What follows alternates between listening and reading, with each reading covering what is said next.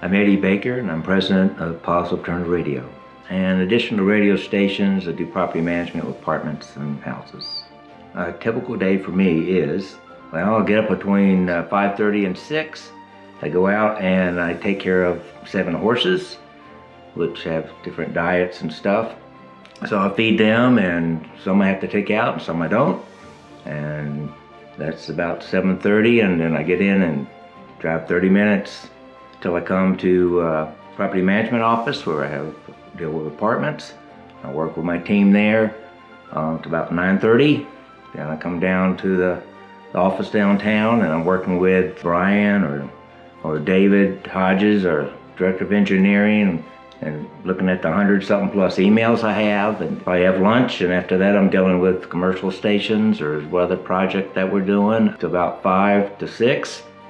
Then I go back home, feeding 12 horses in and taking some in and out, and get to shovel out some stalls. Probably eat around 9 o'clock. I got about an hour to about 10 where I read or whatever on that and go to bed and do it all over again. Well, my dad was Vernon Baker. He was the oldest of 10 children, raised in Santa Fe, Tennessee. He always had an interest in radio learning. He always wanted to learn things. Well, when he was in high school, he, with his professor, made a crystal radio. And he wanted to listen to the station in Nashville. And I think that got him interested in radio at that time. But it was not until he was working on his PhD at Michigan that his professor told him, select an elective that is completely different from what you're doing. So he took a class in radio and TV. My name is Virginia L. Baker.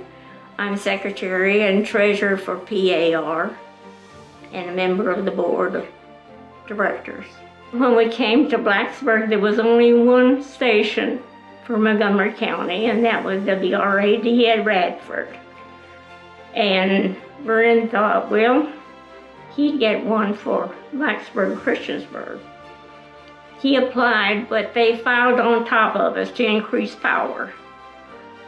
That didn't stop him. He found another frequency and filed, and went on from there. He had this thing when he do on maps, like he did for AM stations. He said, well, if I did here, I can do here, and I can do here. So one time he applied for 4 stations at one time, but they were mutually interfering, whatever, but he got a grant off for it because he could change it all. So that's one of his hobbies. He'd have maps out and do all kinds of stuff, and we're like, what are you doing? It's just not just plain what if. Well, my dad always had a strong belief in God and Christian principles, and we started out with AM stations, and most of those were teaching and preaching stations. There's got to be a better way to get the word out. So he wanted to do something different and give back to the communities that we were doing commercial radio in. And that's where we started doing the educational FMs and how to get involved. I never really counted all the stations that we did. We kind of looked at what they were doing. At one time we had a sports network, we had a Spanish network, we had a preaching and teaching network, we had a farm station. We had a variety of different things that we're doing along the way on that, and it just came back that my dad wanted to do something different, something more. My parents were around 63. They used one of their first Social Security checks to help get Positive Alternative Radio started. It was Piedmont Area Radio, and my dad came up, we got to come out with a better name for that. You know, we got these call letters and all that stuff. So he's over here, and I said, why don't you just call it Positive Alternative Radio? And he gave me one of these looks like ding, lightning hit or something. So we started that, but yeah, most of the stuff, I guess unique about my parents, they've never taken a dime from Positive Alternative Radio for any pay for all the time they started back in that time, and they always gave. And my dad always made a comment. He says, I love doing this stuff. I'd even work for free. I had to remind him, says, you are. Well, I'm proud of the fact that we went into radio. He was interested in being positive about the type of music he played, the message that was given, he wanted the programs to uplift people. I'm the reason, or I'm the blame for having the name Positive Alternative Radio. I'm Brian Sanders. I'm Executive Vice President for Positive Alternative Radio. I would say that PAR is shaped by its past in a number of ways. One, Dr. Baker was a very strong believer. He and Mrs. Baker were very active in the local Methodist church here. So today we stand proclaiming the message of Jesus that they also believed. Two, to work here, you've got to be willing to work hard. We work hard and we also play hard. Dr. Baker, Mrs. Baker, they worked hard, very hard. He also loved to joke. Oh, he loved to joke. He loved to play practical jokes on people. And that's part of our culture as well. Third thing is this, is that Dr. Baker was always looking toward the future. He was looking for an opportunity. And that shapes us today. We're looking toward the future. What do we have to do in order to reach that next generation of listeners and donors? She was into everything. She knew what the form said. She knew how to file stuff. She knew everything. She knew the books. She's a workaholic. I was 96, October the 6th, 2017. I'm 3 months into my 97th year.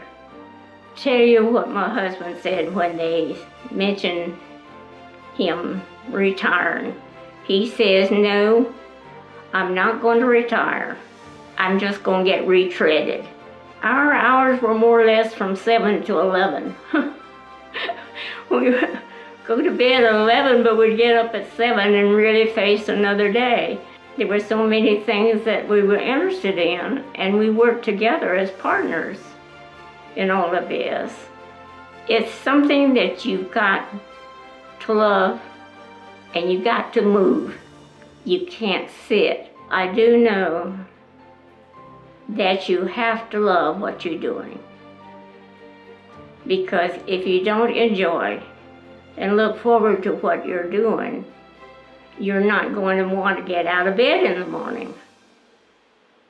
And I've always enjoyed working, and I've always enjoyed my garden. For a new employee at PAR, I want them to know this. Don't squander the legacy. Dr. and Mrs. Baker built PAR from their Social Security checks. Don't squander that. That is a rich history that says to me this: you're never finished. Even though you've reached retirement age, you can change the world. Don't squander that lesson.